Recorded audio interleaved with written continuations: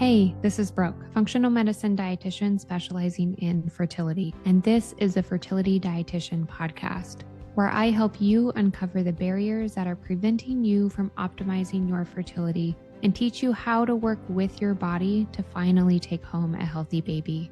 Each week, I will be diving into different topics on fertility and sharing my perspective on physiology, metabolic health, nutrition, and lifestyle approaches that have helped hundreds of couples get pregnant even after years of heartache. My goal is to empower you with the knowledge you need to take back control of your fertility. Happy listening. Welcome back to the Fertility Dietitian podcast. Today we're having a very real, very important conversation. We're talking about IVF and more specifically, how to know if IVF is truly your best next step, or if you're being rushed into something before your body has been fully understood or investigated. Let me say this really clearly. IVF should almost never be your first step after an infertility diagnosis or unexplained infertility diagnosis. This episode is not anti-IVF at all. IVF is an incredible medical technology. It has helped millions of families build their babies, but IVF should be a tool of last resort, not a default. And what I care about most is your informed consent, you being able to understand the barriers that are getting in between you and your baby, and just learning how to understand your body more, as well as giving you the best possible outcomes, no matter how you end up conceiving. The infertility label is often very misused. So let's start here. You've probably been told that infertility is defined as not getting pregnant after 12 months of trying if you're under 35, or 6 months of trying if you're over 35. But here's the thing.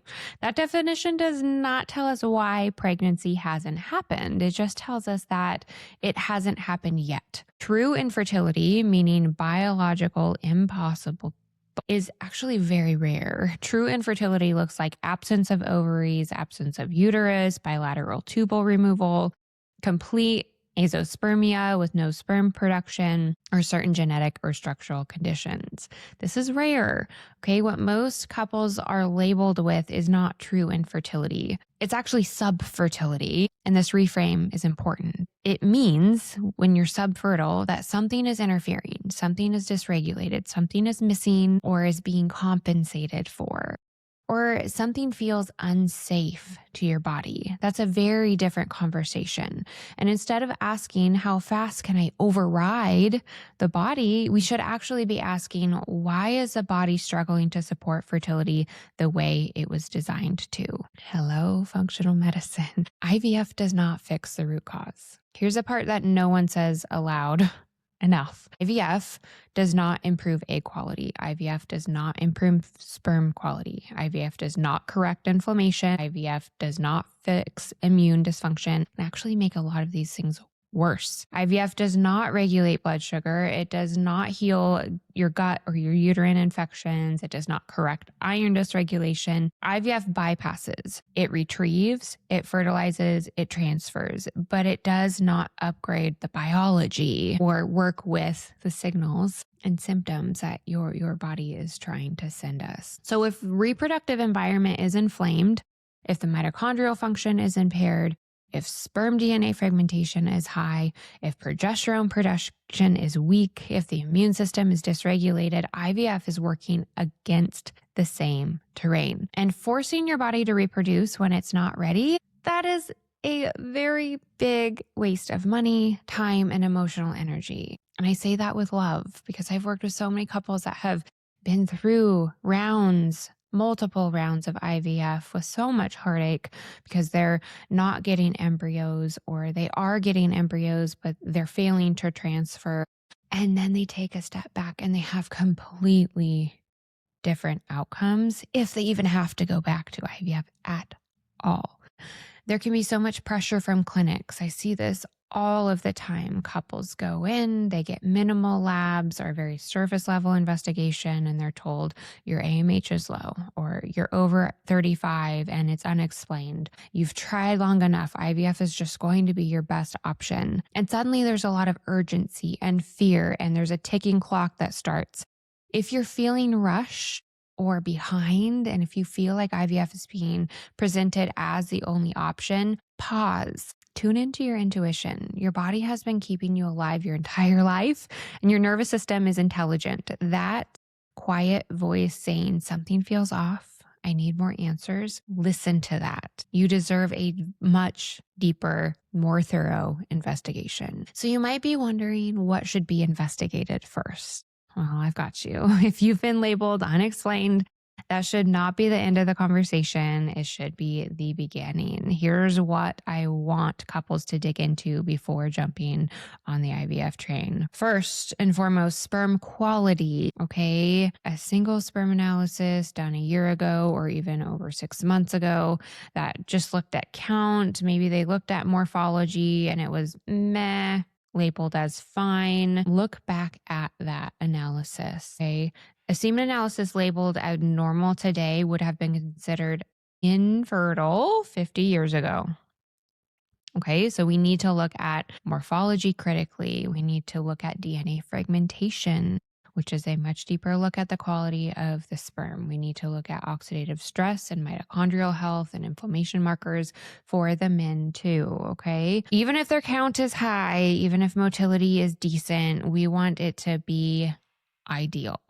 Okay, takes two to tango, and we want to really improve outcomes all around. Sperm quality matters just as much as egg quality, and sperm can improve dramatically in about 90 days. Okay. And remember, sperm is not only helpful for getting pregnant, but the health of the baby, the health of the pregnancy, and the lifelong health of that future tiny human. All right. So sperm health, a good look at those with special attention to the lab ranges. And I do have more of conversations on sperm health and what specifically to look at in those in earlier episodes that we will link in the show notes. Next, we want to be looking at blood sugar regulation at a cellular level, not just a fasting glucose. We want to be looking at fasting insulin, what's happening with insulin response, which is a HOMA-IR lab calculation.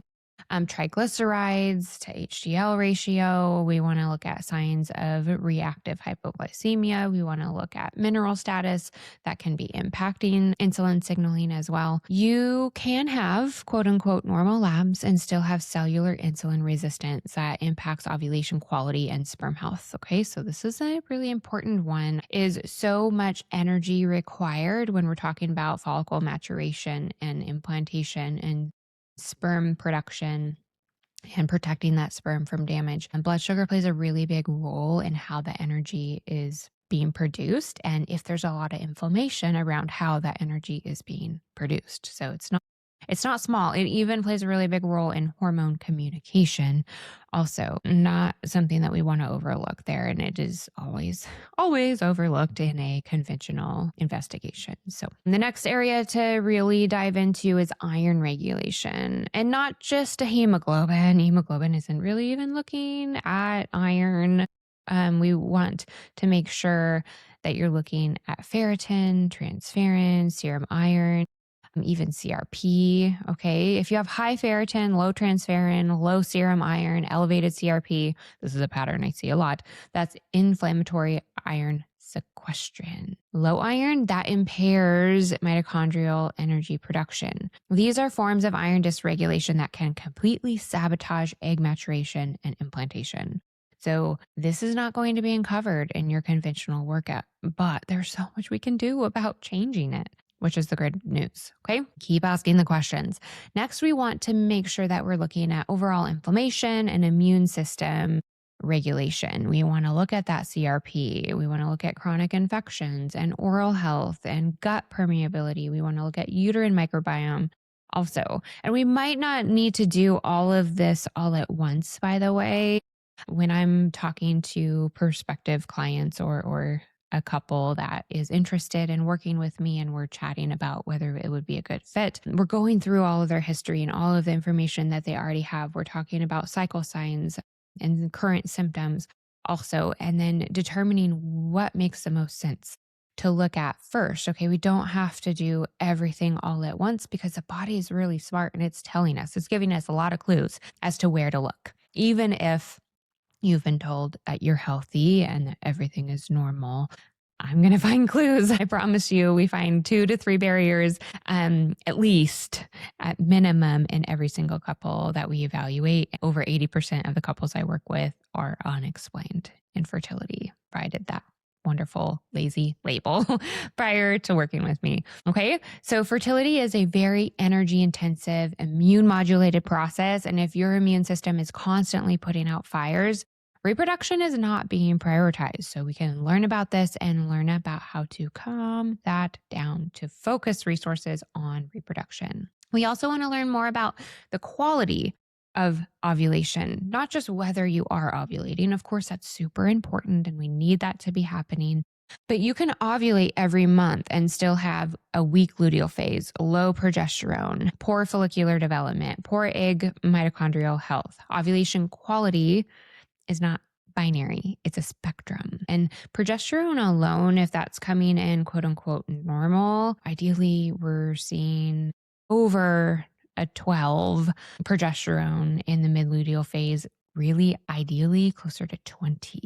So we can learn a lot about measuring progesterone in that luteal phase, as well as looking at things like body temperature, PMS symptoms, what's happening with spotting pre-period, also going to be cluing us in because you can also be producing adequate progesterone, but not really able to support that lining because of what's happening with things like immune system signaling or other inflammatory markers, or estrogen also has to be balanced with the progesterone piece. So there's a lot to think about when we're thinking about the quality of ovulation and that luteal phase environment. Okay. Next, we want to think about gut and uterine environment as a whole. So bacterial overgrowth, things like H. pylori, endometritis or BV, or other forms of dysbiosis, chronic low grade inflammation, all can be parts of the puzzle for why conception has not happened. And the microbiome influences estrogen metabolism, immune tolerance, implantation, and sperm health. And this is rarely evaluated at all, let alone fully evaluated before IVF is being recommended. It's so important because small shifts can actually make the difference in this area of microbiome. And our microbiome is going to be passed down to baby. So that microbiome health that we currently have is going to be building your baby's immune system and how easily or challenging it is for them to stay healthy and support their reproduction and their gut health and so on and so forth. This prep time that you're considering taking time for is so impactful, not only for your overall health and your longevity, but for your baby's long-term health and longevity also. Okay. You're not wasting time by prepping. I need you to hear this really clearly. You're not wasting time by pausing and preparing, even if your AMH is low. Okay. I have a whole episode on AMH. So if you're worried about this number and a lot of fear and that ticking clock is being placed on you because of it's low, please know that natural conception has nothing to do with AMH. AMH is a clue of where to look deeper and learn more about why follicle development is happening at the pace that it is.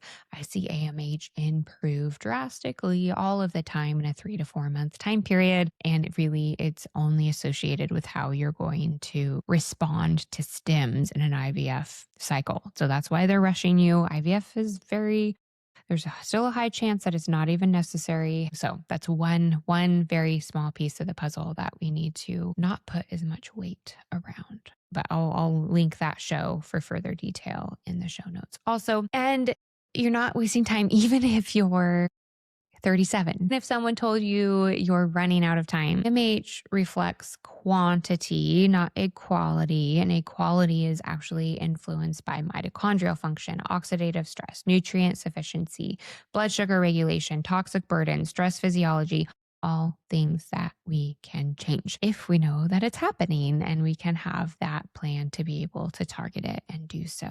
Eggs take about 90 to 120 days to mature, and sperm takes about 74. So, I mean, really about that 90-day time frame is what you want to minimally use as your prep time. And the deeper dive investigation might guide you to a different timeline depending on what comes up with that. But you can dramatically shift biology in that window. And here's what's really beautiful. Even if you do choose to do IVF after your prep period, you go into it stronger with better egg quality, better sperm quality, better implantation rates, lower miscarriage risk, healthier pregnancy, and healthier babies after the first round. Okay. IVF clinics base their success rates on 3 rounds of IVF. We don't want you to do that. If you have to go to IVF, we want 1 retrieval with beautifully healthy embryos being produced and 1 transfer. That is the goal. Preparation improves outcomes across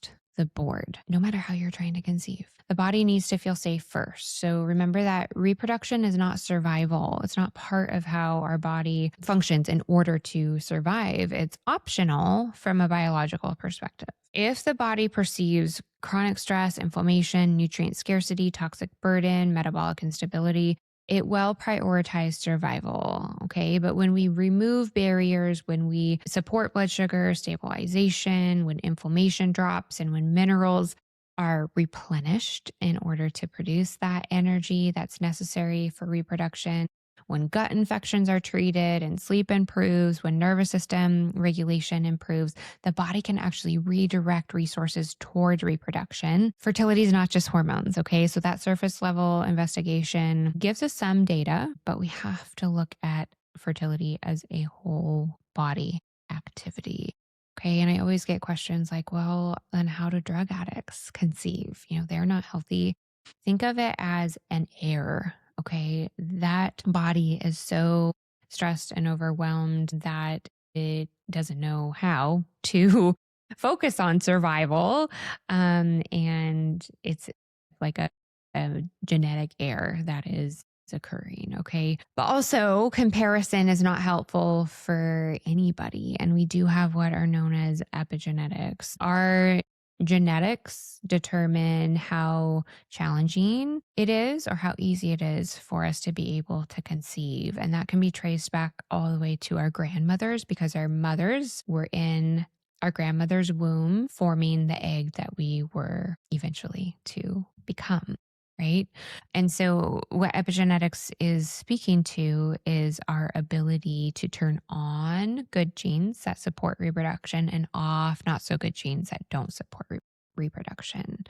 And in doing this learning and uncovering these barriers of how your body can better support reproduction, you are improving epigenetic outcomes for your future tiny human. Okay. Even though it's really challenging to be the one that has to wait and do all the things to improve your health in order to get that healthy baby, it's so, so worth it. And these cycles have to break somewhere. Please know that pausing is valuable. I've helped hundreds of couples take home healthy babies.